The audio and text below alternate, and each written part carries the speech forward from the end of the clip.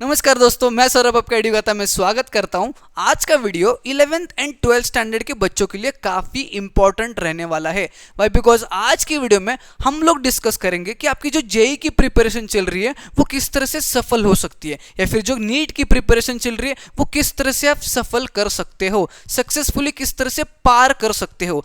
और आज के वीडियो के डिस्कशन के लिए 12 पॉइंट्स को डिस्कस करेंगे, ओवरऑल 12 पॉइंट्स को डिस्कस करेंगे जो कि बहुत ही इंपॉर्टेंट पॉइंट्स है। सो आई रिक्वेस्ट यू गाइस कि आज का वीडियो लास्ट तक जरूर देखिएगा।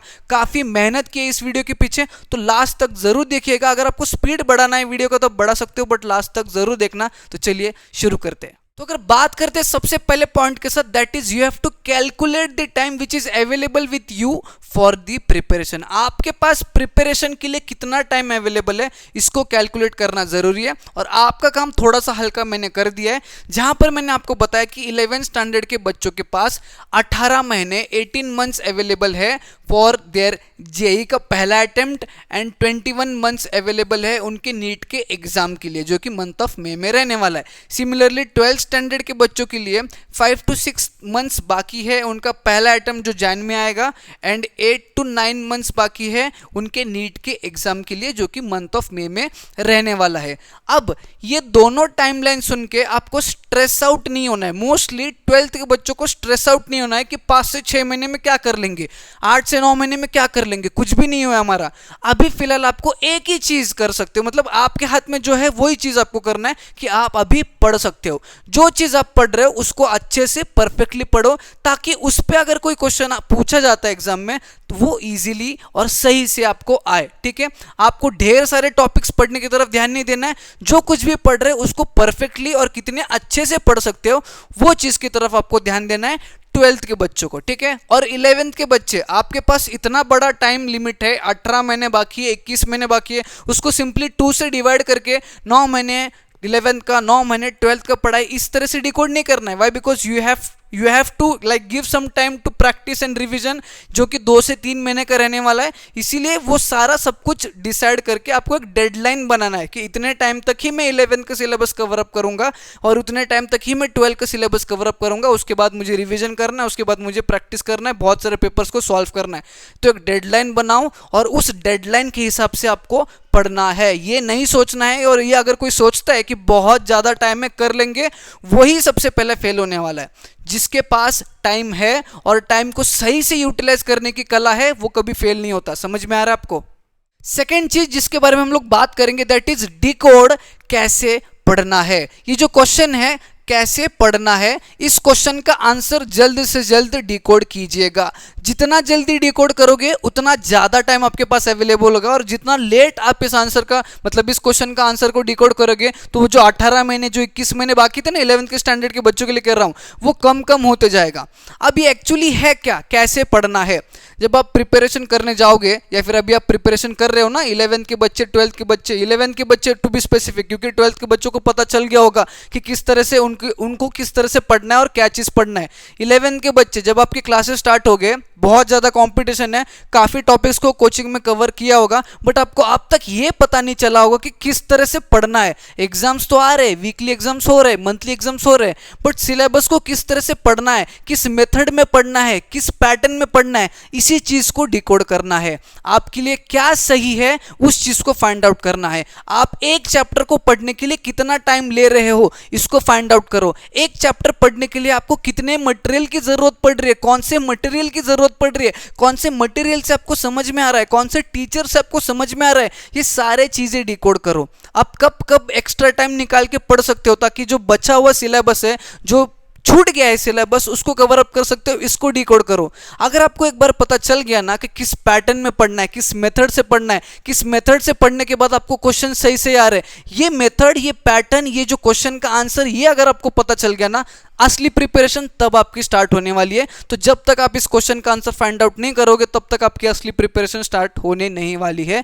जल्द से जल्द फाइंड आउट करो, और ये चीज आपको कोई बताएगा नहीं, ना आपका टीचर बताएगा, ना आपका कोई दोस्त बताएगा, ना आपके पेरेंट्स बताने वाली है। सेकंड चीज, यहाँ पे तो पहला पॉइंट वही लिखा है, find out the way to study which is suitable for you only. आपके लिए ही सुटेबल वे ढूंढना है।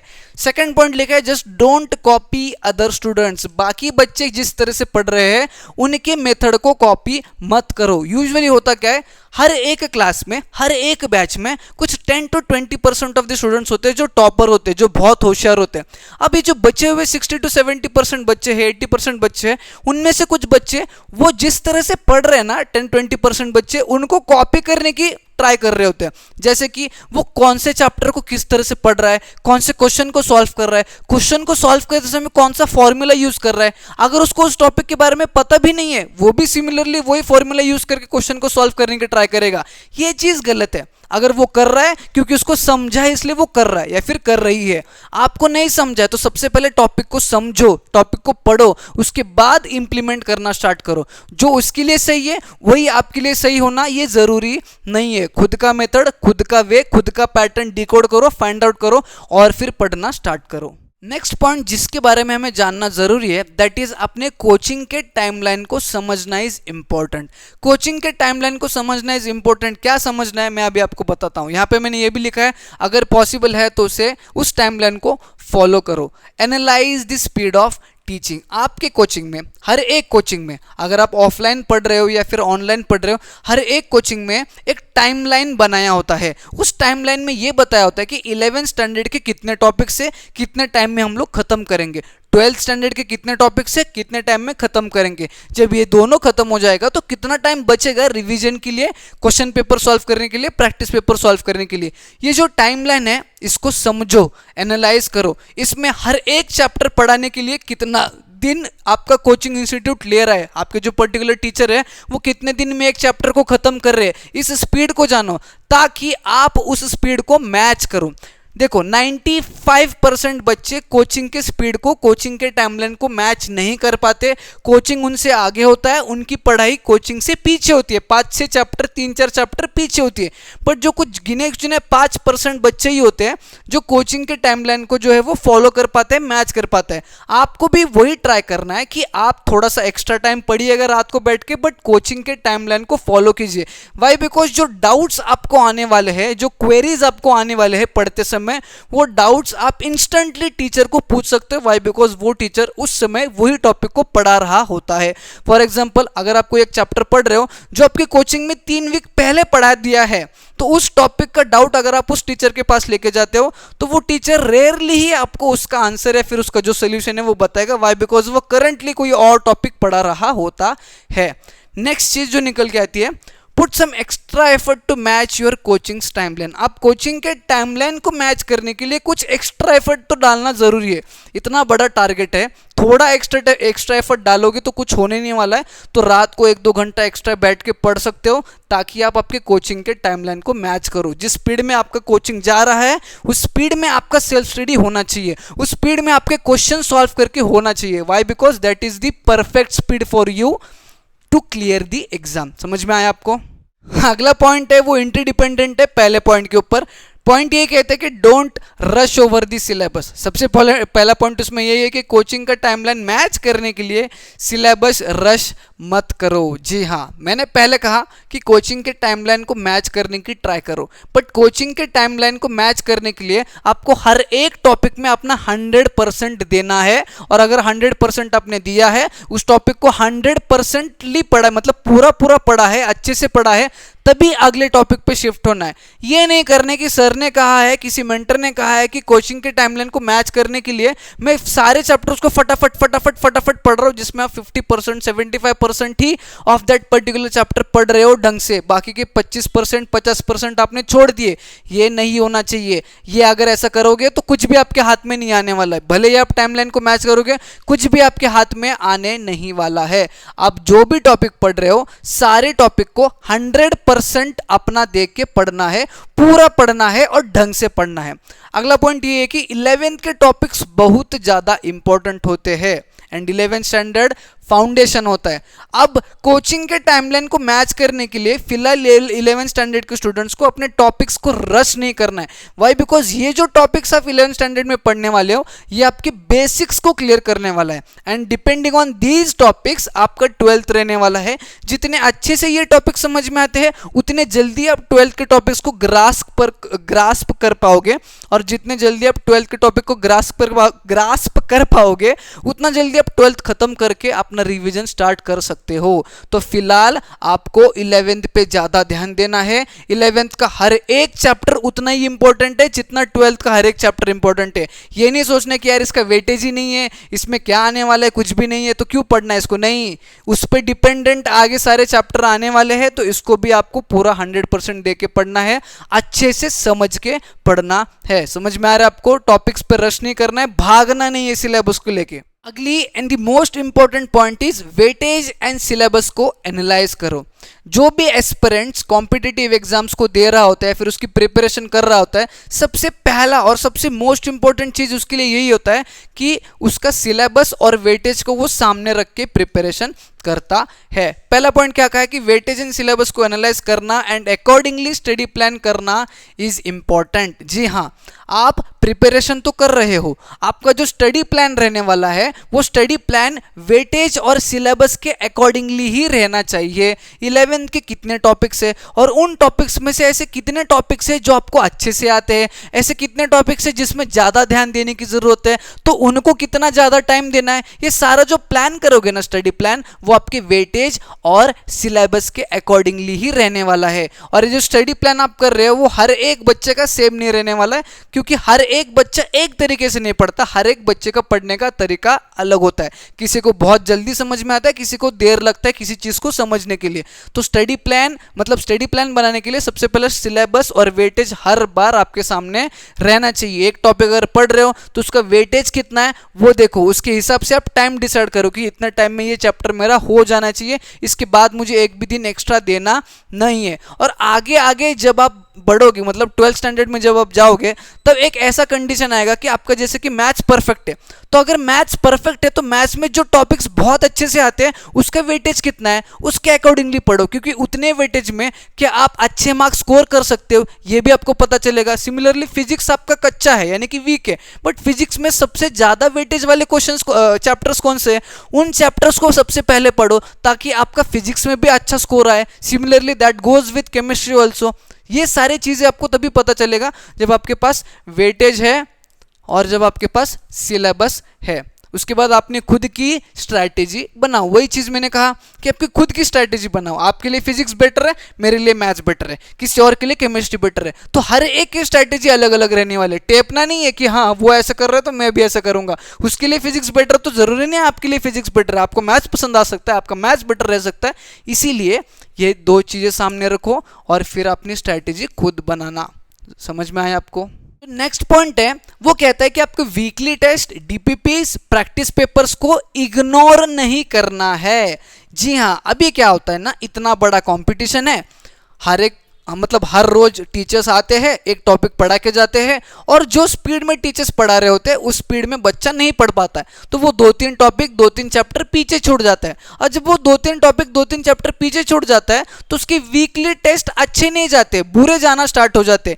डीपीपीज में उसको क्वेश्चंस सॉल्व करने में दिक्कत हो रही होती है, प्रैक्टिस पेपर के क्वेश्चंस उसको आ ही नहीं रहे होते, तो वो बच्चा क्या करने लगता है, इग्नोर करने लगता है। छोड़ो यार, आज का वीकली टेस्ट नहीं देता हूँ, छोड़ो यार ये डीपीपीज में सॉल्व ही नहीं कर देता हूँ, छोड़ो यार ये प्रैक्टिस पेपर को कौन पढ़ेगा। बट नहीं, आपको डीपीपी सॉल्व करना है, आपको प्रैक्टिस पेपर सॉल्व करना है, आपको वीकली टेस्ट देना है। क्यों देना है बताता हूं आगे। द रीजन आपको वीकली टेस्ट देना है, डीपीपी सॉल्व करना है, प्रैक्टिस पेपर सॉल्व करना है कि आप जो कुछ भी पढ़ाई कर रहे हो, भले ही आपकी वीकली टेस्ट में 3 चैप्टर आ रहे हैं, उसमें से आपने आधा ही चैप्टर पढ़ा है, तो वो आधा चैप्टर अपने कितने बढ़िया तरीके से पढ़ा है ये आपको तभी पता चलेगा जब आप टेस्ट दोगे, ये आपको तभी पता चलेगा जब आप डीपीपीएस के क्वेश्चन सॉल्व करोगे, ये आपको तभी पता चलेगा जब आप प्रैक्टिस पेपर्स को सॉल्व करोगे। तो जितना आपने पढ़ा है वो कितने अच्छे से पढ़ा है ये एनालाइज करने के लिए आपके डीपीपीएस वीकली वीकली टेस्ट और प्रैक्टिस पेपर काम आने वाले हैं। और यही चीज रहने वाले हैं, आपको मोटिवेशन देने वाले।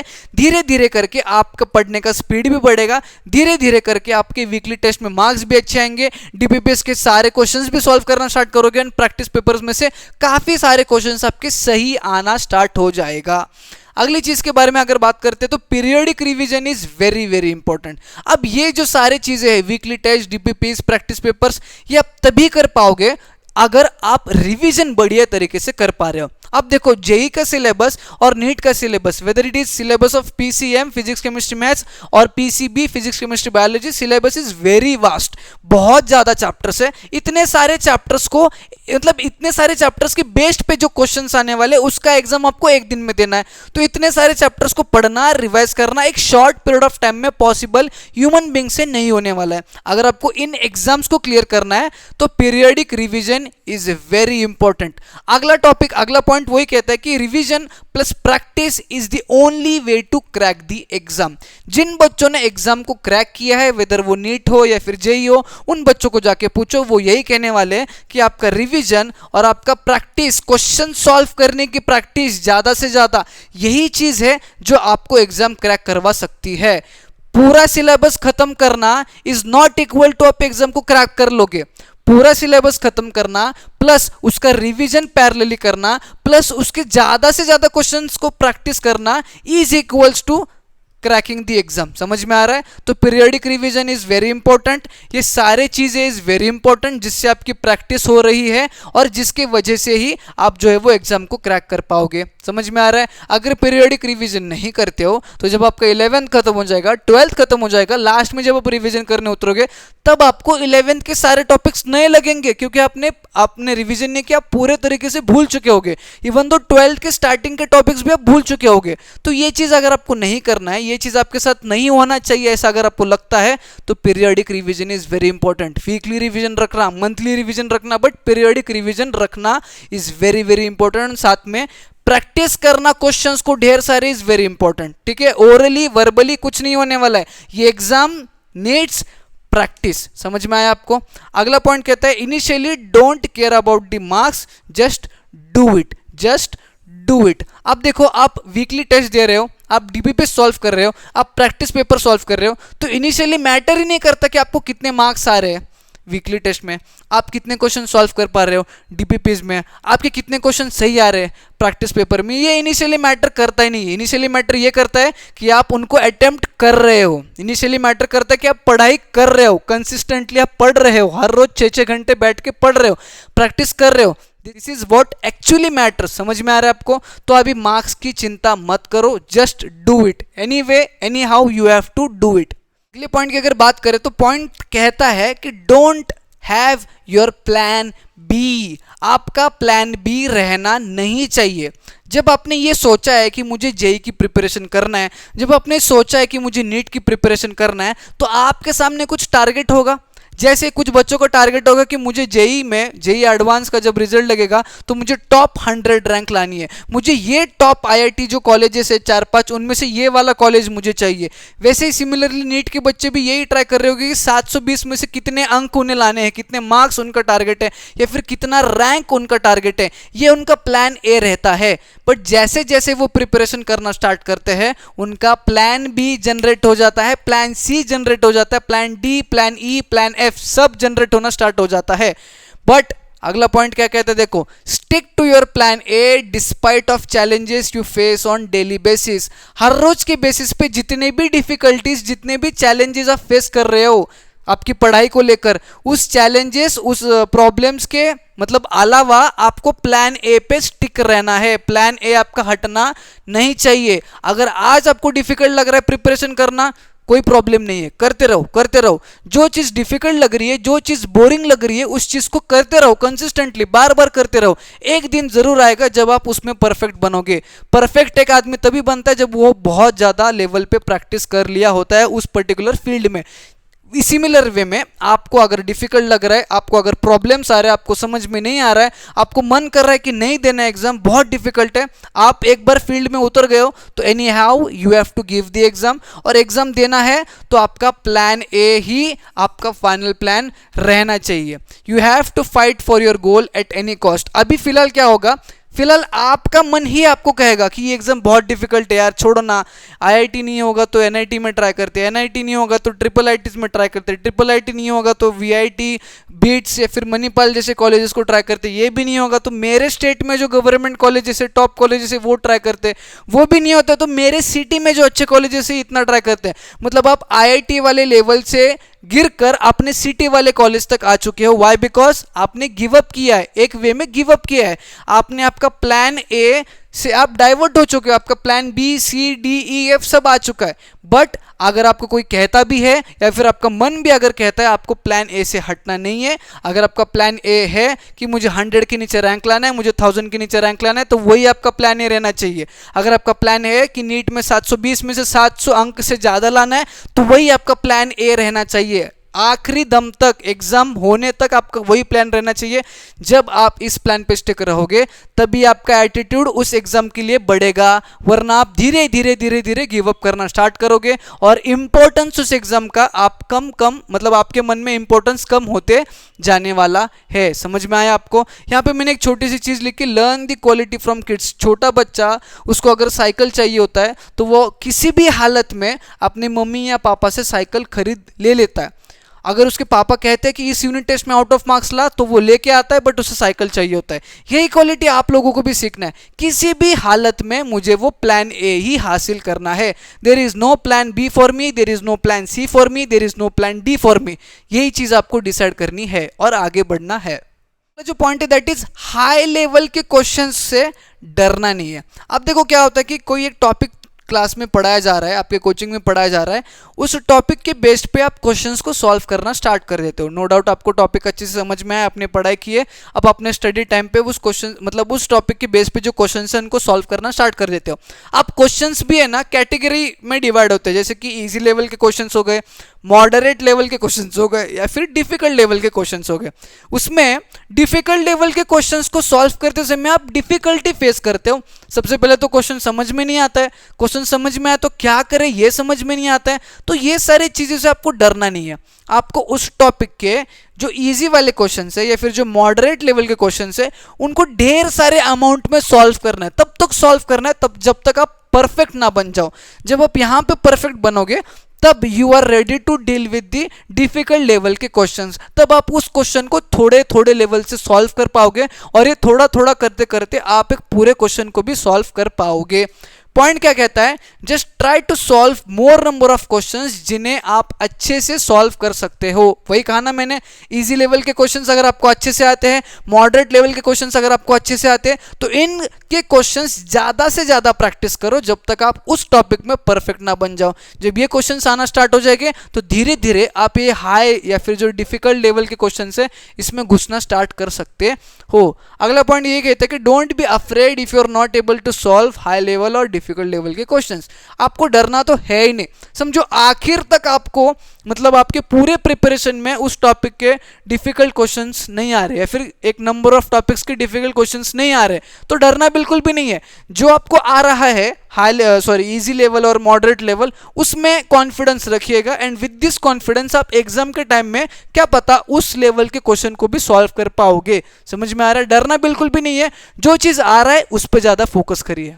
अगला पॉइंट कहते हैं कि एनसीईआरटी इज इंपॉर्टेंट। आप सबको पता है कि NCERT is important, but NCERT easily समझ में नहीं आती है, ये एक चीज है। एनसीईआरटी इंपॉर्टेंट तो है, वाई? बिकॉज सीबीएसई बोर्ड के थ्रू ही जेईई वगैरह कंडक्ट किया जाता है, तो for that exam NCERT is important. NEET के लिए एनसीईआरटी इज इंपॉर्टेंट। मैं काफी बार कहता हूं ना कि text book is important for any kind of exam, तो यहाँ पे टेक्स्ट बुक आपका एनसीईआरटी रहने वाला है। बट वो एनसीईआरटी जल्द से जल्द समझ में भी नहीं आता है काफी बच्चों को। कुछ बच्चों को समझ में आता है उसका लैंग्वेज, बट कुछ बच्चों को नहीं आता है।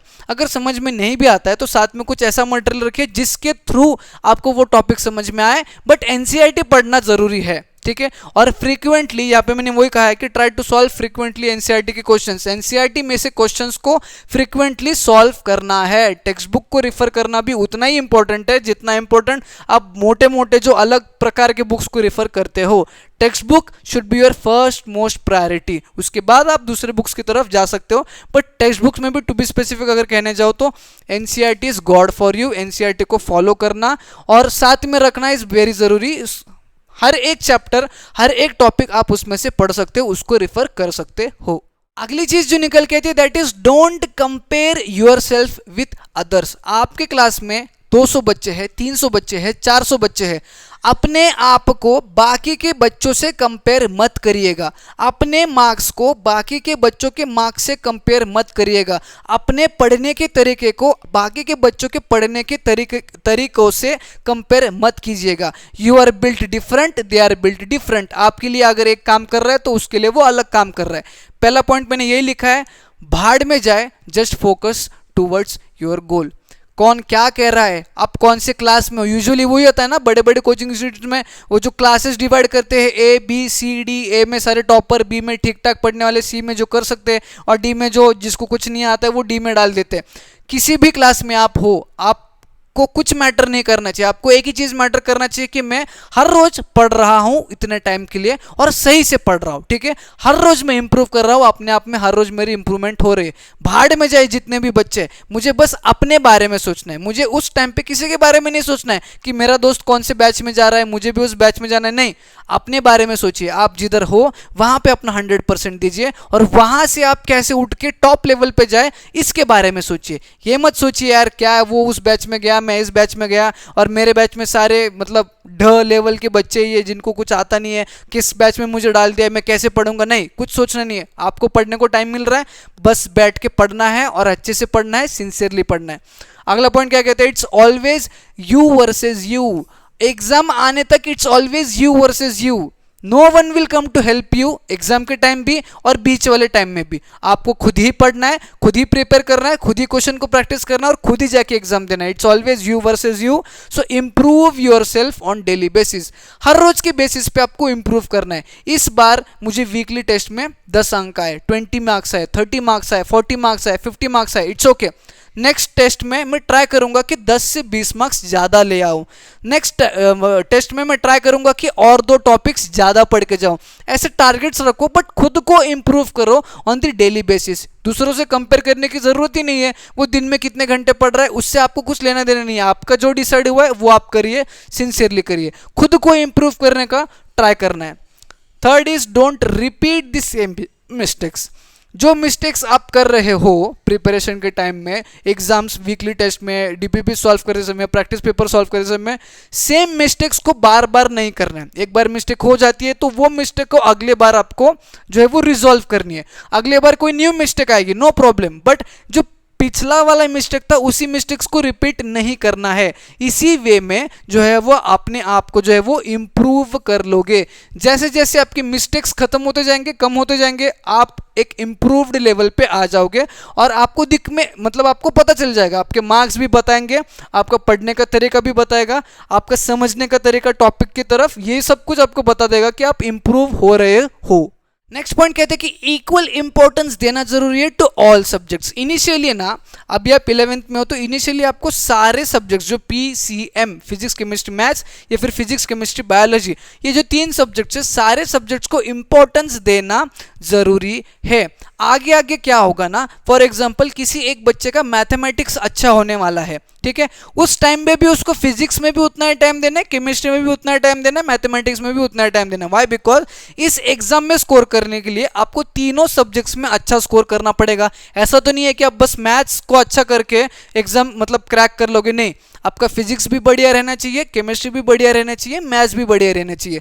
अब ये भी पॉसिबिलिटी कम है कि हर एक बच्चे का फिजिक्स भी बढ़िया है, केमिस्ट्री भी बढ़िया है, मैथ्स भी बढ़िया है, ये नहीं हो सकता है। फॉर एग्जाम्पल किसी का मैथ्स बढ़िया है, उसको फिजिक्स डिफिकल्ट जा रहा है, तो वो डिफिकल्ट टॉपिक्स मतलब टोटल अगर 25 चैप्टर्स है, 20 to 25 चैप्टर्स है, तो उनमें से कितने चैप्टर्स को वो अच्छे से कर पाता है, उस चैप्टर्स को परफेक्टली करने के लिए भी उसको उतना ही इक्वल टाइम देना पड़ेगा। सिमिलरली केमिस्ट्री में अगर उसको ऑर्गेनिक केमिस्ट्री अच्छा लग रहा है तो ऑर्गेनिक केमिस्ट्री के लिए भी तो टाइम देना पड़ेगा, उतना ही टाइम देना पड़ेगा। इनऑर्गेनिक अगर उसको पसंद आ रहा है तो उतना ही टाइम देना पड़ेगा। फिजिकल केमिस्ट्री पसंद आ रहा है तो उतना ही टाइम देना पड़ेगा। तो इनिशियली और आखिरी दम तक आपको यही करना है कि इक्वल इंपॉर्टेंस दो। अगर मैं 2 घंटे मैथ्स पढ़ रहा हूँ तो 2 घंटे फिजिक्स भी पढ़ूंगा, 2 घंटे केमिस्ट्री भी पढ़ूंगा। नो डाउट फिजिक्स डिफिकल्ट जाता है, बट जो टॉपिक्स अच्छे से आ रहे हैं उनको और परफेक्ट करने के लिए मैं 2 घंटे डेडिकेट करूंगा। सिमिलरली केमिस्ट्री के कुछ टॉपिक्स मुझे अच्छे से आ रहे हैं तो उनको और परफेक्ट करने के लिए मैं 2 घंटे डेडिकेट करूंगा। बट इक्वल इंपॉर्टेंस देना जरूरी है, ये नहीं 4 घंटे मैथ्स पढ़ लिया, 1 घंटे फिजिक्स, 1 घंटे केमिस्ट्री, ये गलती मत करना। इसकी वीडियो का जो लास्ट पॉइंट और सबसे इंपॉर्टेंट पॉइंट जो निकल के आता है दैट इज अपने हिसाब से मटेरियल चूज करें। अपने हिसाब से मटेरियल चूज करें। और उसमें सबसे पहला पॉइंट यही लिखा है, सबके लिए जो काम कर रहा है वो आपके लिए काम करेगा, ये जरूरी नहीं है। अब जब मटेरियल परचेस करने की बारी आती है तो जो यूजुअल बच्चे मोटे मोटे books N number of books खरीदते, आप भी सिमिलर वे में उन बुक्स को खरीद के ले आते हो। बट जरूरी नहीं है कि उसके लिए जो बुक काम कर रहा है आपके लिए भी वो काम करेगा। मैंने कहा था ना आपको, आपका पढ़ने का तरीका अलग होता है, आपके टॉपिक को समझने का तरीका अलग होता है, आपको जो लैंग्वेज सूट करता है वो अलग होता है, उसका जो सूट करने का लैंग्वेज है वो अलग होता है। तो वो जो बुक ला रहा है वही बुक आपके लिए सही है, जरूरी नहीं है। पहले उसके बारे में रिसर्च करो, उसके बारे में पढ़ो और फिर परचेस करना है। फालतू में पैसा भी मत वेस्ट करो। और क्या फायदा है, मोस्टली बच्चे यही करते हैं, कुछ 15-20 बुक्स लेके आते हैं, उसमें से 10 to 20% ऑफ बुक्स को यूज करते हैं, बाकी के सब वैसे ही पड़े रहते हैं। ये गलती आपको नहीं करना है। नेक्स्ट चीज मैंने ये रखा है कि जस्ट डोंट बाय सारे अच्छे मटेरियल्स। अगर मार्केट में 10 अच्छे मटेरियल्स है फिजिक्स के तो सारे 10 के 10 उठा के नहीं लाना है। उसमें से आपको कौन से काम आने वाले हैं, आपके लिए कौन सा बेटर रहने वाला है, वही उठा के लाने वाले। नो मैटर कितने अच्छे मटेरियल्स है मार्केट में अवेलेबल है, सारे चीज़ों को उठा के लाना नहीं है। और मैंने यहाँ पे कहा है कि बस 4 टाइप ऑफ मटेरियल यूजुअली आपको रिफर करना है। अब ये 4 टाइप कौन से? सबसे पहला जो 4 टाइप के मटेरियल्स में जो बोल रहा हूँ, 4 टाइप ऑफ मटेरियल में से सबसे पहला इज योर टेक्स्ट बुक, जो कि एनसीईआरटी होने वाला है। दूसरा एक ऐसा बुक चाहिए जो कि हर एक टॉपिक को डिटेल एक्सप्लेनेशन दे, हर एक टॉपिक का डिटेल एक्सप्लेनेशन जो आपको समझ में आ रहा हो, एक ऐसा बुक रहना चाहिए। Second type of book. Third type of book, हर एक टॉपिक, हर एक चैप्टर्स के एन नंबर ऑफ क्वेश्चंस, बहुत सारे क्वेश्चंस उसमें रहना चाहिए, जो क्वेश्चन सॉल्व करने के लिए एक बुक रहना चाहिए। एंड लास्ट जो फोर्थ बुक रहेगा उसमें सारे PYQs, practice papers, previous year के क्वेश्चन पेपर्स सारे रहने चाहिए जो कि आप सॉल्व कर सकते हो, वैसा वाला बुक चाहिए। अब यही 4 बुक्स की डिमांड यूजुअली होती है। अब वो डिफर करता है कि कौन सा पब्लिकेशन आप यूज़ कर सकते हो, आपके लिए कौन सा पब्लिकेशन सही रहने वाला है। बट अगर आपको प्रेफर करना है तो ये 4 ही बुक्स, ये 4 ही टाइप की बुक्स आपको ज़रूरत, मतलब इन 4 ही टाइप की बुक्स की ज़रूरत आपको रहने वाली है। ओके, तो that's all for today's video. अगर आपको आज का वीडियो पसंद आता है, समझ में आता है, तो इस वीडियो को ज़्यादा से ज़्यादा बच्चों में शेयर कीजिए। मैंने बहुत मेहनत की है, बहुत ज़्यादा बच्चों में शेयर कीजिए। एक लाइक ज़रूर करना, हर एक लड़का जो देख रहा है, हर एक लड़की, हर एक स्टूडेंट जो देख रहा है, एक लाइक ज़रूर करना। और नहीं तो चैनल को सब्सक्राइब करके जाना। हम मिलेंगे न्यू वीडियो में।